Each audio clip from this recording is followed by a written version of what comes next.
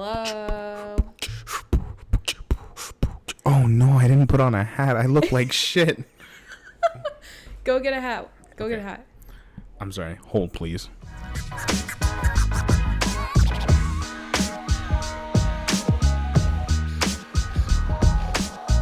Welcome to another Shallow Dip. We will be mainly talking about Cruella, Bo Burnham's Inside, and Star Wars, the original trilogy. But there are a number of things we wanted to get to first. So, first off, how are you, Kendra? I'm good. I'm losing my mind. My mind is clear now. At last. All too well. Anyway, I hope y'all are ready for the freaking weekend, and we're going to kick things off here at Perez Periódico with a little quick rundown of some exciting stories that all really happened within the last day and a half. So the first one, I don't know if you saw this, Kendra, but I saw this. Some set photos got leaked of Shazam's costume. And so the director, whose name I'm blanking on right now. Lacrizy by. I don't know who directed it. He's the guy who directed like Annabelle and stuff like that. Spooky. Do you want me to look it up? Yeah, hang on. It's going to bother me if I can't remember his fucking name. Hang on. He's going to look it up. And stuff like that. Spooky. Do you want me to look it up? Yeah, hang on. It's going to bother me if I can't remember his fucking name. Hang on. He's going to look it up. Hold, please. David F. Sandberg.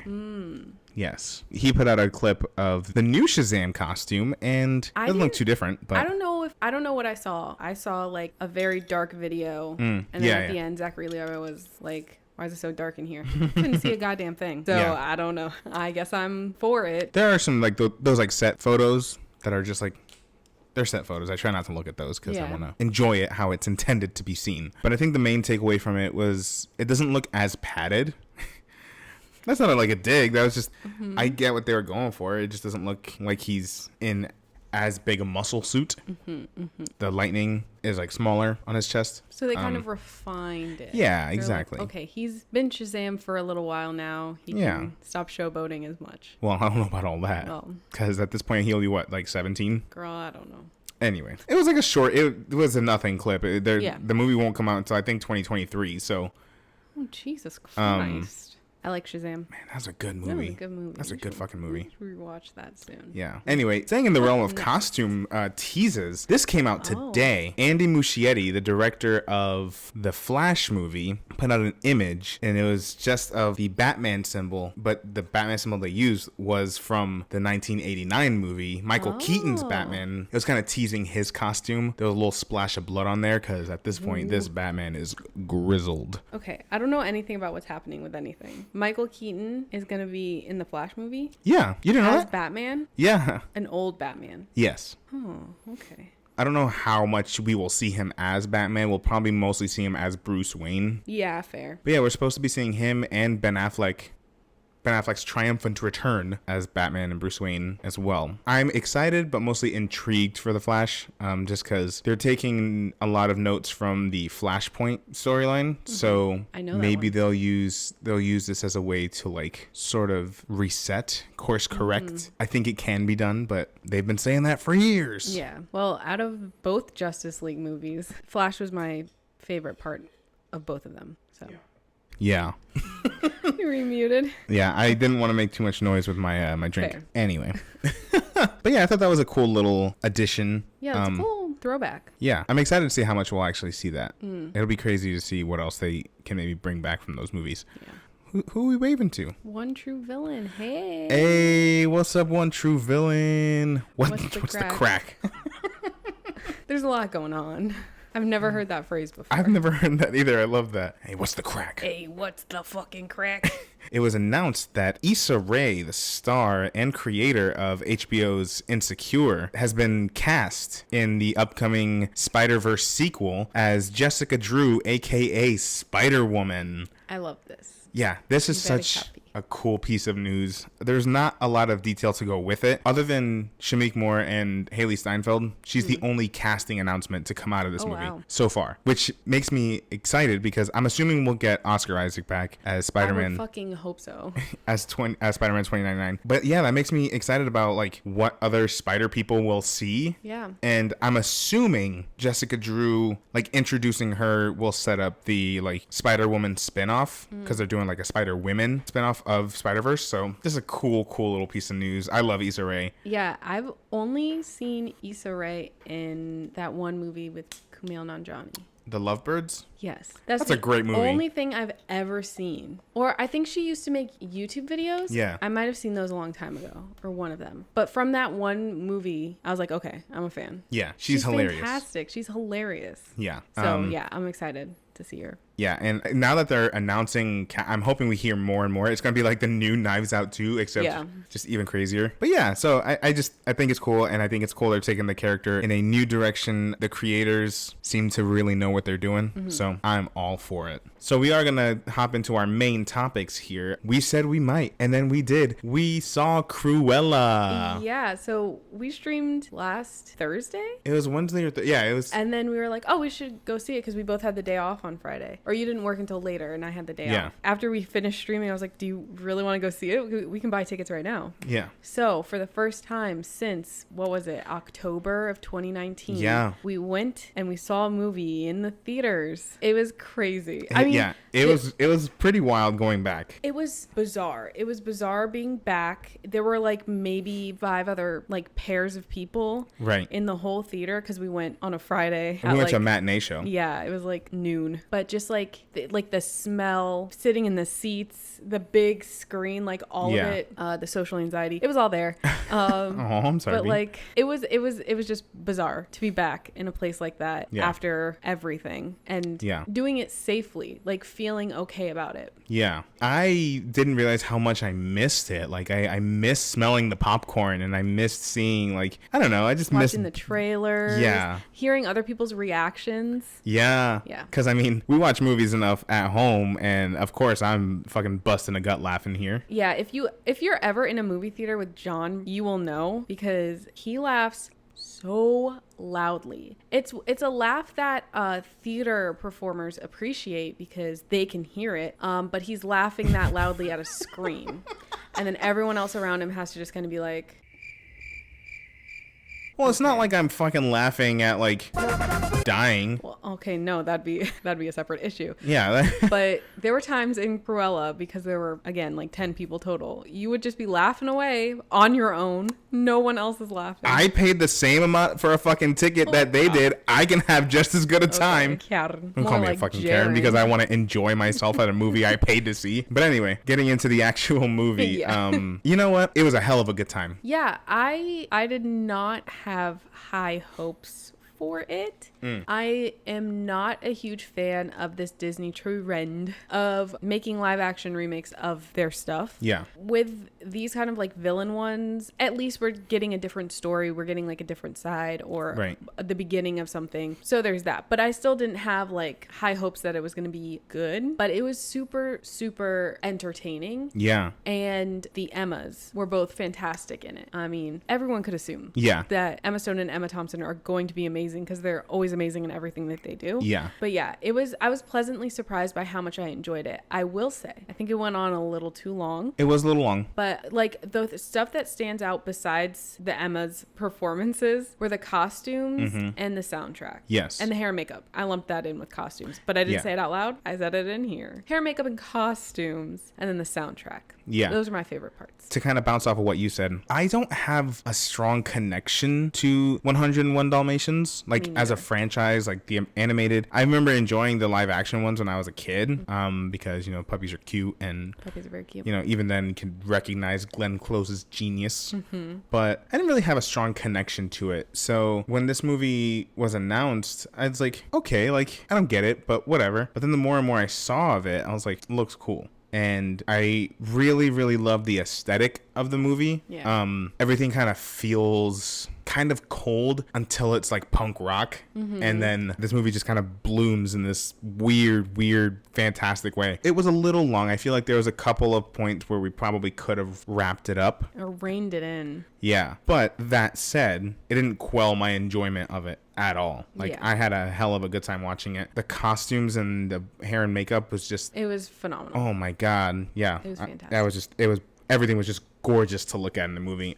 So even if you're not like a huge Cruella fan, no, we're not doing this again. Cruella. Even if you're not a big Cruella fan, if you appreciate fashion, hair, or makeup, maybe specifically for film, you should just go see it anyway. Just to look at it. It's crazy. It's got this like, this isn't a spoiler, but it takes place in the 60s and 70s, I believe. The book that it's based on was written in the 50s, so kind of makes sense. But it's got this like mod punk grunge, but then also that's more of like Cruella, and then there's this other side of it that's like elegant, glamorous, but still like that dated but timeless. Like it was just it was incredible. Like it very much felt like you could feel the stuffiness of like the bourgeoisie, and then all of a sudden Cruella just comes in and just is like shaking up the game, and it's just it's really, really fun. And if you are vaccinated and you go see it in the theaters, it is cheaper than seeing it. We got 2 matinee tickets for $8 each. We paid less than $20 to go see. We probably paid around half of what it would cost to see it on Disney Plus.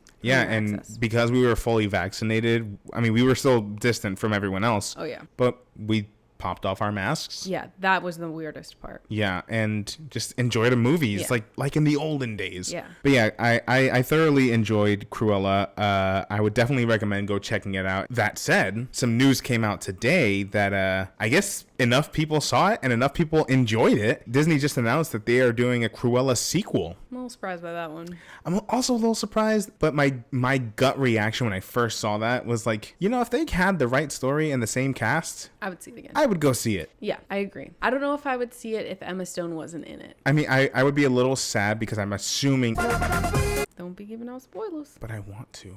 Okay, I won't spoil. I would be surprised if several of the cast came back. I should say that. But if they could make it work... Yeah. Then I'd be for it. I just don't know what they would do. Like, would they go straight into the 101 Dalmatians and do like a remake / reboot of that? I don't know. That's the thing. I don't know the story enough to try to like guess on my own what's gonna happen, but the way that it left off, and no spoilers, I don't know, they would have to get creative with the time and the characters and who all would be included, so it's not just a live action 101 Dalmatians. You know what I mean? Now what I will say, because this movie took place in what, the 60s 70s 60s, I think when it started it was the 60s, but she was a kid, so I think it was the 70s. I would love to see Cruella in the 80s. Yeah, well, I guess that's, well, isn't that kind of the vibe that Glenn Close had? I mean, wasn't that more than 90s, but still? I think that first one came out in 2000, no? I don't know. I never saw it. Let's do a little... But yeah, like 80s, like more is more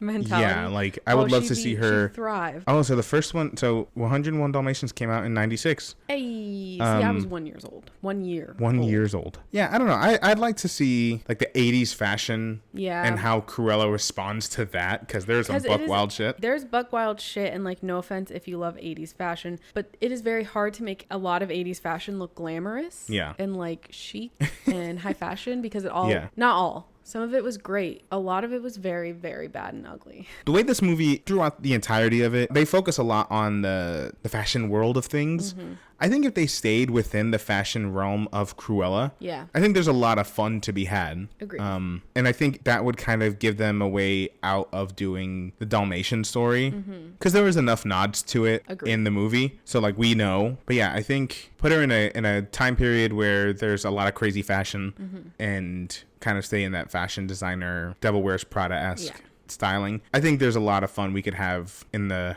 Cruella verse. The fucking Cruella verse. I'm always down for anything The Devil Wears Prada-esque, because I can only watch the first half of The Devil Wears Prada anymore, because everyone becomes insufferable after the first half. Yeah. And just goes downhill. Anyway, what you're saying, you've never seen it. We have you on record saying that you have never seen it. So I don't want you agreeing with shit. Except the fact that you need to see it. I'm going to agree with what you said a few minutes ago. As much as I love Disney and most things they put out, the live action stuff is just, most of it feels like a money grab. Yeah. This one, even if it is that, I feel like it's an old enough of a property. I don't think people actively think about 101 Dalmatians. I certainly don't. I certainly didn't. And because they did something so different from what the source material was, I was kind of into it. And I think if they did more of that, I wouldn't mind it so much. I haven't seen most of the live action stuff. I liked what they did with Jungle Book. I liked what they did with Cinderella. That was surprisingly good. Yeah. Like, it was way better than I thought it was going to be. Yeah. I'm trying to think of if I've seen any of the other live action remakes. I haven't seen Beauty and the Beast. I didn't see Beauty and the Beast. I didn't see Lion King. I didn't see Maleficent. I didn't see Dumbo. I heard not very good things about Dumbo. But so they're a lot of them hit or miss. Yeah. So, but this one I think was definitely a hit, and I think is a step in the right direction. There's some other stuff that they have in the works that I'm like, oh, I don't know how that's gonna work, but hey, I'm always willing to be proven wrong. But yeah, so I think that's a 2 thumbs up for Cruella. Pause. Oh. 2 spots. Pause up. Isn't that what Lady Gaga says? Applause, not pause. Let's move on to our next topic. We are talking. Oh boy. No words can describe, but we're going to try our best. We are going to talk about Bo Burnham's newest comedy special, Inside. It's streaming exclusively on Netflix. Just right off the bat, I just wanted to say, like, the entire time I was watching this, I was just thinking to myself, like, this is art. It is probably one of the most poignant pieces of work I've ever watched. That's how strongly it resonated with me. It's funny, it's sad, it's really thought-provoking. Yeah, I really, really loved it. Yeah, I agree 100%. Like you said, it was art in like every form. Yeah. Visually stunning. Every shot was like staged photo that someone like painstakingly It was very together. meticulous. It was super meticulous, and the lighting was amazing. Yeah. Throughout like everything, the like lighting tricks that he used. I think I said the songs were poetry. For Bo Burnham, I mean, that's kind of how it's always been. And then just like in between the songs is when it would get really real. You're like watching an artist and also just a man kind of coping with like depressive episodes and isolation and struggle to make what he wants to make in the way he wants to make it. Yeah. And for anyone who doesn't know, this special was written, directed, shot, and edited all by Bo Burnham. Yeah, that's the next point I was getting back to. Just the attention to detail. It was a very, very, very powerful piece of work, which is not something you'd often say for a stand-up special. Well, what was meant to be a stand-up special. This is very much like a quarantine like thing made, and he tells a story in how he stopped performing and when he was coming back to performing, and then how all of that kind of led to this, what became this thing, and how long he worked on it before releasing it. So like you really, really see the process. And we were talking after we watched it last night. I've mentioned it 1,000,000,001 times. You guys probably already know. I'm an actor and singer, you know, and occasionally I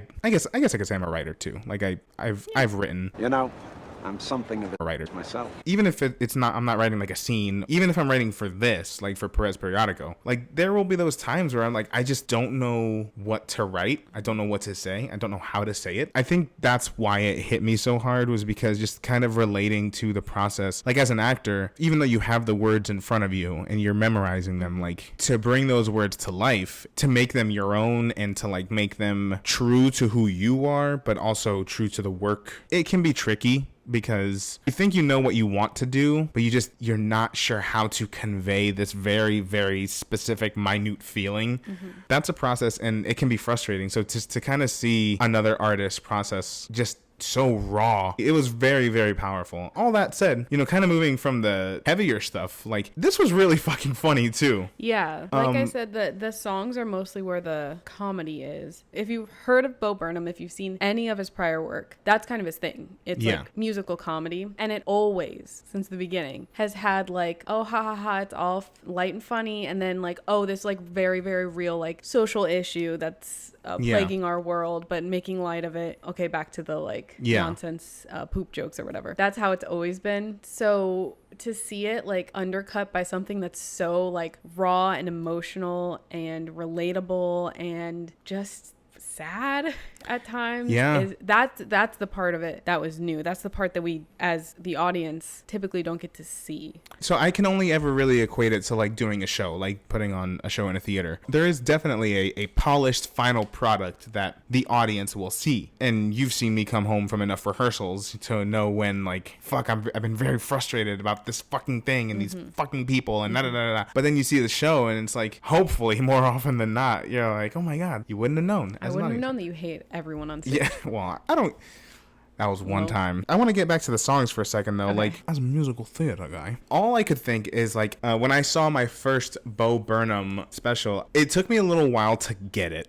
That's fair. When he's on stage, like, it was very fast-paced, and it was very, like, we're going to go into 6 bars of a song, and then I'm going to ask the audience a question. Yeah. And it was just very random to me, and it took me a little while to get it. But kind of seeing it again, like, revisiting it after several years, I could really hear the transformation in how he writes as a musical artist. And it's, y'all, the variety of music he uses in this and the genres he plays with, I was just like, oh my God, I need a musical written by Bo Burnham. I know he does it for his comedy, but that doesn't undercut it. It doesn't make it any less of a real piece of music, a real piece of work. But yeah, oh my God, there's a couple numbers in particular. There's one that's available on YouTube right now. Yeah. It's called Welcome to the Internet. If nothing else, y'all need to watch that on YouTube, because it's probably one of the highlights of this special, for me at least. Yeah, it's hard to pick a highlight for me. Oh, they were all so good. I rewatched it the day after I finished it because it's so good. Yeah, Bo Burnham is blessed in composing, but then also, again, from the beginning, he's always had a knack with lyricism and borderline rapping, and he's like incredibly intelligent. So the words that he uses and the phrasing and the rhyming, and it's all fantastic. So yeah, I agree. I would love to see a Bo Burnham musical. But just kind of based on the content we did see in the special, my first thing I said, I was like, is he good? Is he all right?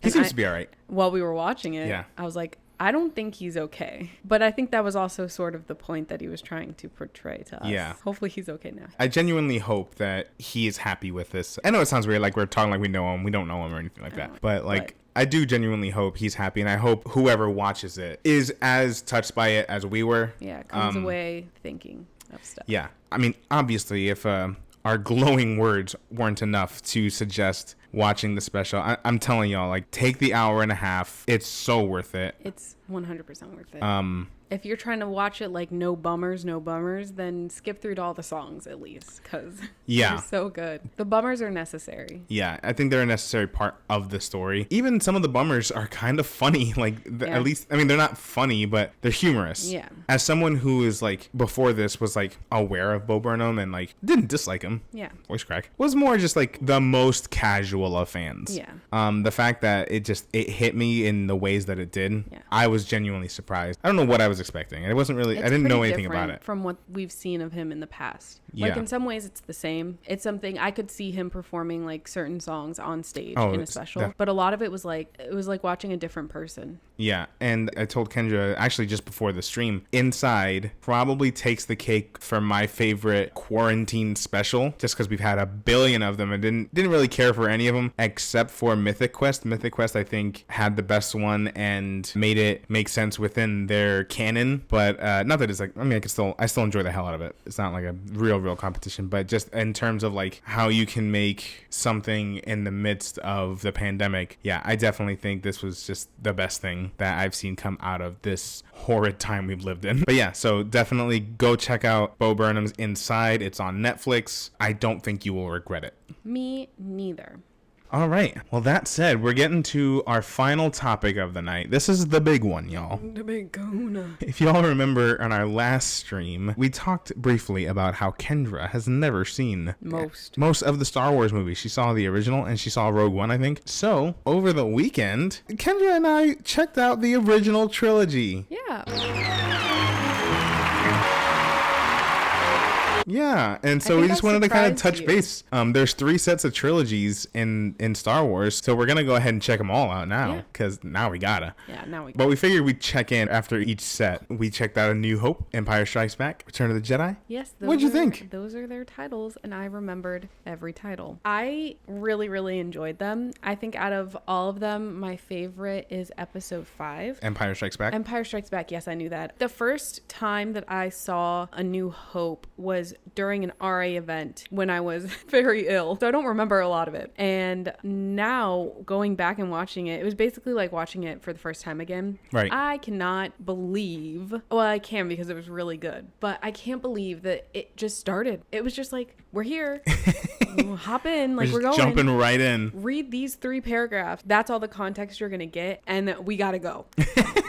sorry, buck wild to me that all of this, all the Star Wars that we know today spawned off of that one movie that just kind of started. From that one movie in the late 70s to like where we are with The Mandalorian and The Bad Batch. Everything. 11 movies with more on the way. With more on the way, more shows on the way. There's a lot more shows on the way. There's like books, video games. Comics, video games.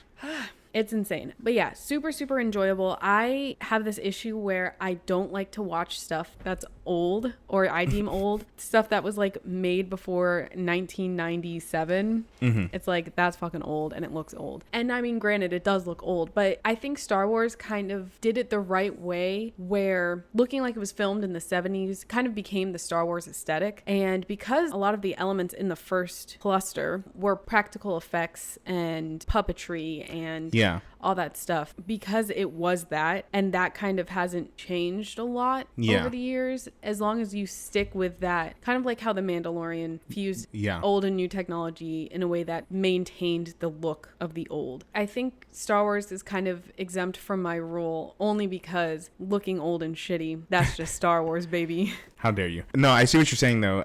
There's definitely a vibe to the Star Wars aesthetic. I haven't watched them back to back like that in I don't know how long. And you're right. When you consider the fact that especially A New Hope came out in 77, and all the things they did, there's just such a charm and like wonder to everything about it, and it was so cool. There's just something about that original trilogy that is just so inherently like, how can you not be amazed by this? It's like lovable. If it were a person, it would be lovable. Because you had like this naive protagonist and his like scoundrel buddy. And then the only person with any fucking brains in the whole operation. I forgot how much I enjoyed A New Hope, but Empire is just, that's just one of my favorite movies. If there was ever a moment in history I wish I could live for the first time, it's being in the movie theater when you hear Darth Vader say what he says. So, I mean, you mentioned about most of the movie maintaining its original like practical aesthetic, because we watched them on Disney Plus, and because the original versions are not available, we did have to kind of endure some of the questionable decisions made in the post production. So there was a lot of random CGI, and you know what,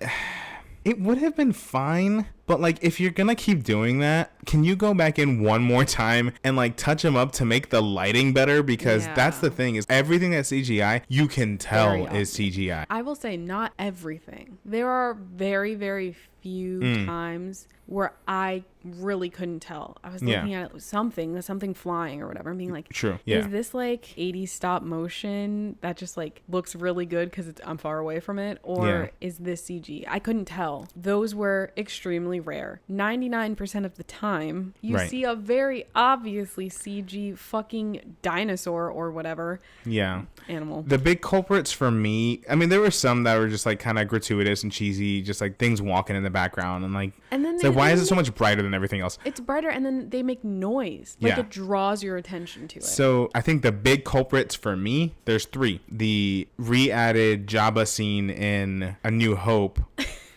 Man. There's a point where I don't know what happened, but Han is walking behind Jabba and he just like fucking like glitches out behind him. No one caught that? Surely. And this could be said for probably most of these CGI upgrades. If we had the chance to go back, I'm sure we would prefer the original cut. Are you talking? Because I know he was at one point supposed to have stepped on Jabba, and that's why Jabba was like, ugh. I don't think so. I think he was just walking behind him. He stepped on his tail. He like stepped over him. I don't remember that. Anyway. It was an obvious glitch. Yeah, maybe I was just being forgiving.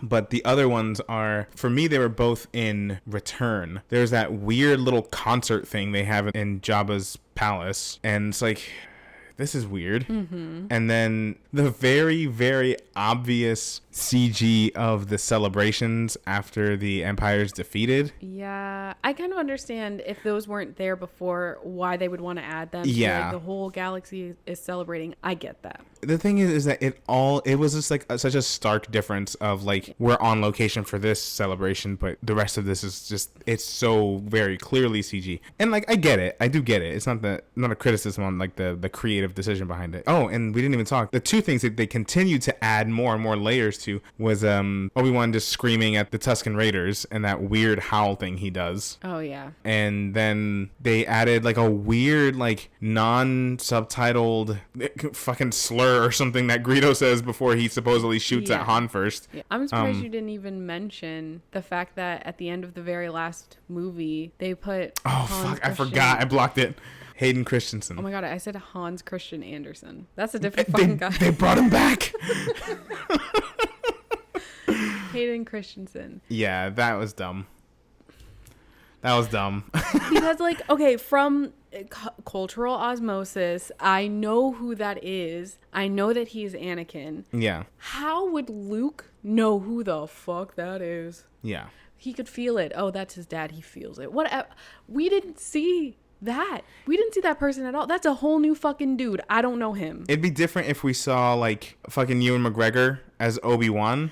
Yeah, I would be even more upset. Yeah. I think. So just yeah, keep it with that old dude. Yeah, it was a very strange decision. So bizarre. They gave Boba Fett his lines and had him match the same actor. Yeah, They did that after the fact. They did a lot of stuff like that where it's like, oh, well, we added these details 20 years later, but here you go. Yeah, it just some of it was just like unnecessary, and maybe I mean, for the 50th anniversary, we'll get like a recut. I would love like an official despecialized edition, still remastered and stuff. Yeah. But just like, I want to see it in its original intended glory. Or have that be an option and also just like release the George Lucas fucked up version, but de-fucked up. We have the technology. We can go back and redo all of that CG to make it look seamless. Yeah. I don't ask for much. I'm new to the Star Wars space and I'm already demanding changes.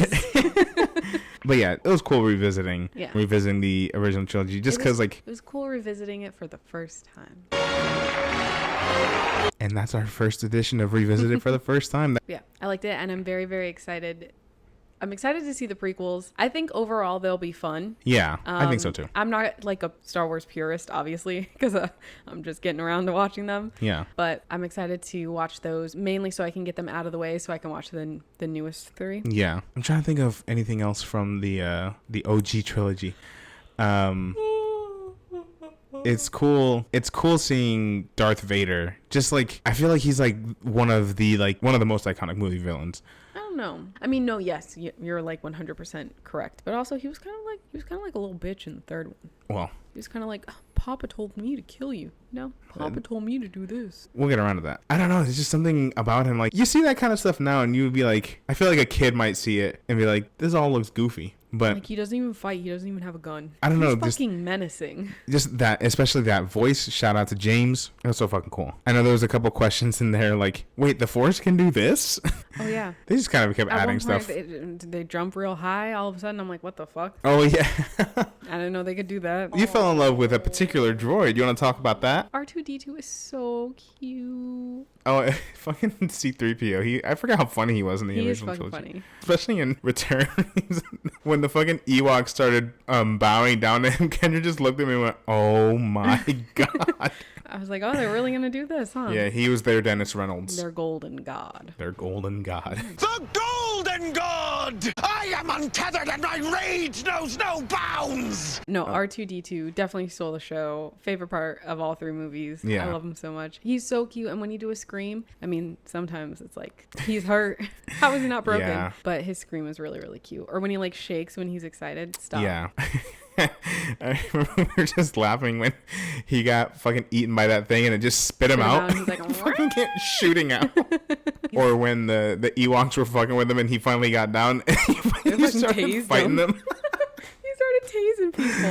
I love R2. There's so much to love about these movies, and to think literally everyone thought it was going to flop. Here's the thing, after watching the first one again, I get it. I completely understand how everyone was like, this is gonna do poo-poo numbers. No one's gonna want to come to see this. This is weird. We're starting in the middle of a story. No one's gonna have any context. They've never seen anything like this before. I fully see. It's one of those things where if it doesn't flop horribly, it's going to be what it became. Yeah, it was a true all or nothing, like 50-50 shot. Like this might not work, but it might. And that was enough for George Lucas and ultimately 20th Century Fox at the time to be like, all right, I guess we're in. But 20th Century Fox believed in it so little that they actually, this might be a fun fact for some people, they let George Lucas keep 100% at the time, 100% of the merchandising rights for Star Wars. Fools. And that's where he got his money from. Yeah. Think of every Star Wars toy you've ever seen come across. And you can oh my God. And you could see that, especially with the sequels, you know, Boba Fett with the fucking Ewoks. Yeah. You know, you could definitely see what, you know. Like, how can I make a toy? How can I make a toy and how can I promote it? Boba Fett is fucking,